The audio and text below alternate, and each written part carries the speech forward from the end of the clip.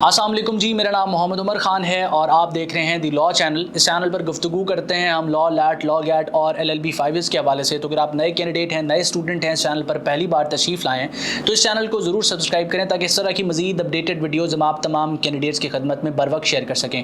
आज के इस लेक्चर में हम डिस्कस करने वाले हैं आप तमाम लोगों के लिए उन टिप्स एंड ट्रिक्स को जो आपको एग्जामिनेशन डे पे हेल्प आउट करेंगे। आप तमाम लोग जानते हैं कि आज सैटरडे है, यानी कि आप आज 8 जून 2024 को इस वीडियो को देख रहे हैं और आपका टेस्ट कंडक्ट होना है 9 जून 2024 यानी कि संडे के दिन।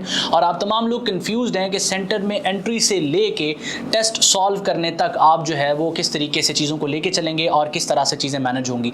तो मैं वो तमाम क्वेश्चंस जो आपके जहन में आ रहे हैं, जिनको मैं नोट कर रहा हूँ कि आप यूट्यूब कमेंट सेक्शन में या व्हाट्सएप पे क्वेश्चंस कर रहे हैं, उनको मैं आपके साथ उनके आंसर्स को शेयर करूँगा ताकि आप अच्छे तरीके से जो है वो अपने आप को एग्जाम डे के लिए प्रिपेयर करें। सबसे पहला क्वेश्चन आइडेंटिटी वेरिफिकेशन के हवाले से है, उन तमाम लोगों के हवाले से है जो बेसिकली अंडर 18 है और वो कंफ्यूज्ड हैं कि रोल नंबर स्लिप पर लिखा हुआ है कि अगर आपके पास CNIC नहीं है तो आप अपना स्मार्ट कार्ड लेके आएंगे, स्मार्ट कार्ड नहीं है तो पासपोर्ट लेके आएंगे, लेकिन ये तीनों चीज़ें उनके पास मौजूद नहीं है। तो इसका अल्टरनेटिव जो HEC ने बताया हुआ है वो आपका HSCC इनरोलमेंट कार्ड है या HSCC रिजल्ट कार्ड है। तो वो रिजल्ट कार्ड उनके पास मौजूद नहीं है। वो स्टूडेंट्स तमाम कहते हैं कि मैट्रिक का रिजल्ट कार्ड और इंटरमीडिएट पार्ट फर्स्ट का रिजल्ट कार्ड तो बोर्ड के पास या उनके स्कूल के पास मौजूद है या उनके कॉलेज के पास मौजूद है। जब उन्होंने जो है वो एग्जाम के लिए अप्लाई किया था तो ये रिजल्ट कार्ड, ये डॉक्यूमेंट्स उनसे रिक्वायर किए गए थे।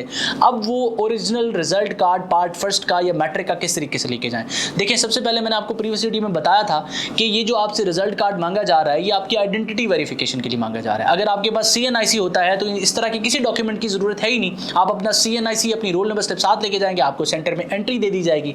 लेकिन इन केस आपके पास CNIC मौजूद नहीं है तो जो HEC है सेंटर में आपसे ऐसा डॉक्यूमेंट रिक्वायर करेगी जिसपे बेसिकली आपकी पिक्चर भी लगी हो, आपका नाम भी लिखा हो, आपका CNIC भी लिखा हो और वो एक एकेडमिक डॉक्यूमेंट हो। तो उसके लिए उन्होंने आपसे पार्ट फर्स्ट का ओरिजिनल रिजल्ट कार्ड मांगा था। लेकिन अगर आपके पास पार्ट फर्स्ट का ओरिजिनल रिजल्ट कार्ड भी नहीं है तो आप मैट्रिक का ओरिजिनल रिजल्ट कार्ड ले जाएं। आपके पास मैट्रिक का ओरिजिनल रिजल्ट कार्ड नहीं है तो फिर आपके पास मैट्रिक पार्ट फर्स्ट के जितने भी जो रिजल्ट मौजूद हैं, जो बोर्ड की वेबसाइट से आपने जनरेट किए हैं, आपके कॉलेज की तरफ से आपको दिए गए हैं और वो ओरिजिनल नहीं है तो उनको आपने अटेस्ट करवा के, अपने स्कूल कॉलेज से अटेस्ट करवा के, किसी ग्रेड 17 के ऑफिसर से अटेस्ट करवा के साथ लेके जाना है और जितने भी डॉक्यूमेंट्स आपके पास मौजूद हैं ताकि आपकी आइडेंटिटी को वेरीफाई किया जाए। और वहां पर अगर इनकेस आपको ऑब्जेक्ट किया जाता है सेंटर में एंट्री के वक्त तो आप उनको एक्सप्लेन करेंगे कि आपके पास ओरिजिनल डॉक्यूमेंट्स मौजूद नहीं है और उसमें आप उनके मौजूद ना होने की जो रीज़न है वो आप नहीं है, उसमें आपकी गलती नहीं है। वो ऑफिशियली रिक्वायर्ड थे कि आप जो है वो बोर्ड को सबमिट करें ताकि आपका जो नेक्स्ट एडमिशन है वो जा सके।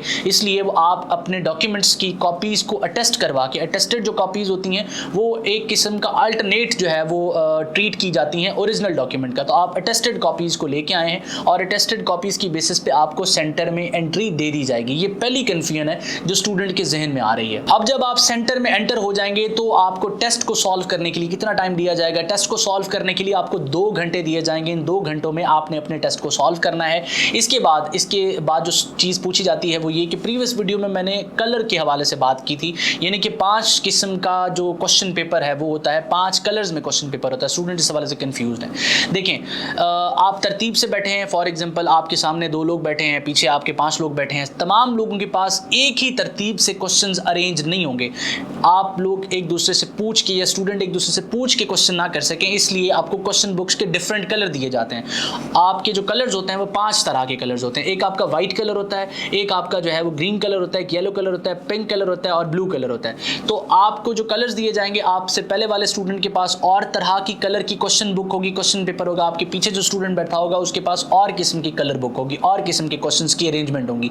अब हो सकता है आप अगर ब्लू कलर का क्वेश्चन सॉल्व कर रहे हैं, क्वेश्चन बुक सॉल्व कर रहे हैं, क्वेश्चन पेपर सॉल्व कर रहे हैं, तो उसमें पहले नंबर पर अंग्रेजी का सेक्शन हो। आपके पीछे जो स्टूडेंट बैठा है जिसके पास व्हाइट कलर की क्वेश्चन बुक है, हो सकता है उसके पास जो पहला सेक्शन हो वो उर्दू का हो। तो इसकी अरेंजमेंट डिफरेंट होगी।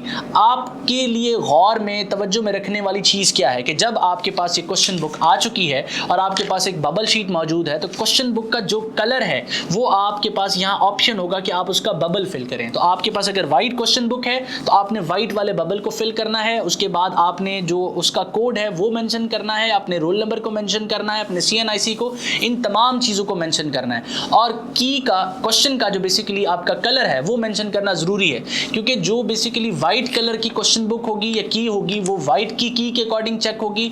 जो आपकी जो है ना ब्लू की क्वेश्चन बुक होगी या बबल शीट होगी वो उसकी की के अकॉर्डिंग चेक होगी। तो ये चीज़ें आपने ध्यान में रखनी है, इनका ख्याल रखना है। उसके बाद सवाल किया जाता है कि बबल शीट को कैसे फिल करना है। बबल शीट को किसी भी इंक पेन से आपने सॉल्व नहीं करना, किसी भी पॉइंटर से, मार्कर से सॉल्व नहीं करना, सिर्फ और सिर्फ बॉल पेन से सॉल्व करना है। और आप ब्लैक कलर की बॉल पेन को यूज़ करेंगे ताकि आपकी जो बेसिकली बबल शीट है उसके नीचे एक और शीट होती है जिस पर मार्क आना होता है, वो मार्क भी आ जाए। और जब आपकी बबल शीट OMR मशीन में चेक हो तो वहाँ पर लेज़र के थ्रू ये आइडेंटिफाई भी किया जा सके कि आपने कहाँ पर बबल फिल किया है। इस चीज़ के अलावा, ब्लैक बॉल पेन के अलावा आपने किसी और चीज़ के साथ जो है वो इसको सॉल्व नहीं करना। कोशिश करें अपनी स्टेशनरी पूरी लेके जाएं, इजाफी स्टेशनरी लेके जाएं ताकि आपको ड्यूरिंग टेस्ट किसी किस्म का मसला ना हो। जिस तरह मैंने बताया कि 2 घंटे का आपके पास टाइम अवेलेबल है, तो कोशिश करनी है टाइम मैनेज करें। आपने 75 क्वेश्चंस ऑब्जेक्टिव के भी सॉल्व करने हैं और आपने 25 नंबर का सब्जेक्टिव का सेक्शन भी सॉल्व करना है। कुल मिला के आपके पास 120 मिनट 2 घंटे हैं। तो आपने टाइम को डिवाइड करना है और टेस्ट से पहले आपने प्रैक्टिस करने की कोशिश करनी है ताकि आप अपने आप को बेहतर तरीके से प्रिपेयर कर सकें। इसके बाद सवाल पूछे जाते हैं रिटन सेक्शन सब्जेक्टिव के हवाले से कि आपने एक मजमून लिखना है और साथ साथ एक ज़ाती राय लिखनी है, यानी कि कैसे लिखना है, एक पर्सनल स्टेटमेंट लिखनी है। क्या इन दोनों को आप एक ही लैंग्वेज में लिखेंगे? कोशिश करें कि आप दोनों को एक लैंग्वेज में लिखें, या दोनों क्वेश्चंस को आप अंग्रेजी ज़ुबान में अटेम्प्ट करें या दोनों क्वेश्चंस को आप उर्दू में लिखें। लैंग्वेज चाहे जो हो, आपको नंबर जो है वो 25 में से ही दिए जाएंगे। यानी कि आप उर्दू में लिख रहे हैं ऐसे, तो इसका ये मतलब नहीं है कि वो 5 नंबर वैसे ही काट लेगा कि आपने उर्दू में लिखा, ऐसा नहीं है। आप जिस भी लैंग्वेज में लिखेंगे आपको स्कोर जो है वो मेरिट पे दिया जाएगा। अगर आपने अच्छा लिखा है तो आपको अच्छा स्कोर मिलेगा, अगर आप ठीक नहीं लिख रहे तो आपको स्कोर अच्छा नहीं मिलेगा। इसके बाद क्वेश्चन पूछा जाता है कि पर्सनल स्टेटमेंट का क्या एक ही पैराग्राफ होगा? भाई आपने जब कोई बात करनी है, मैं आपसे बात कर रहा हूँ, कम्युनिकेट कर रहा हूँ, तो मैं अपनी बात में ठहराव लेके आ रहा हूँ। आपको पता है कि जब मैंने वीडियो स्टार्ट की है तो वीडियो को मैंने इंट्रोड्यूस करवाया और जब मैं कंक्लूड करूँगा वीडियो को तो आप मेरा इख्तिताम देखेंगे, मैं आपके साथ जो है वो इख्तितामी कलमात जो है वो शेयर करूँगा। तो आपने उसी तरीके से अपने रिटन सेक्शन को लिखना है कि सबसे पहला पैराग्राफ आप इंट्रोडक्शन बनाए, दूसरा मेन बॉडी। और पर्सनल स्टेटमेंट में आपने अपना तारुफ नहीं लिखना। डिस्क्रिप्शन में आपको एक वीडियो मिल जाएगी, उसमें पर्सनल स्टेटमेंट कैसे लिखनी है, किस तरह से अटेम्प्ट करनी है, तमाम चीज़ें एक्सप्लेन की हुई हैं। उस वीडियो को बराए करम देख लीजिएगा। इंपॉर्टेंट एसेज को भी मैंने डिस्कस किया हुआ है, उसको भी देख लीजिएगा। पास्ट पेपर के जो पर्सनल स्टेटमेंट के टॉपिक्स हैं उनको भी डिस्कस किया हुआ है, उसको भी देख लीजिएगा।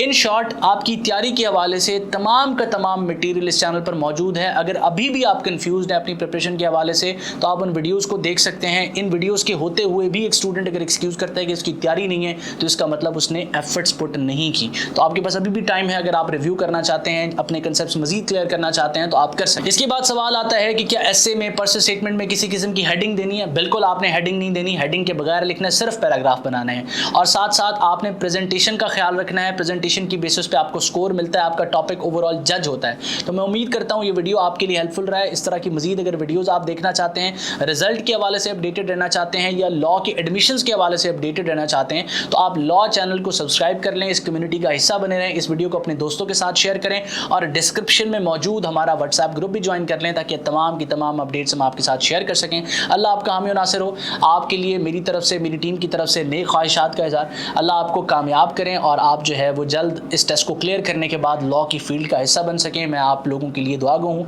अपना बहुत सारा ख्याल रखें, दुआ में मुझे और मेरी टीम को ज़रूर याद रखें। अल्लाह हाफ़िज़।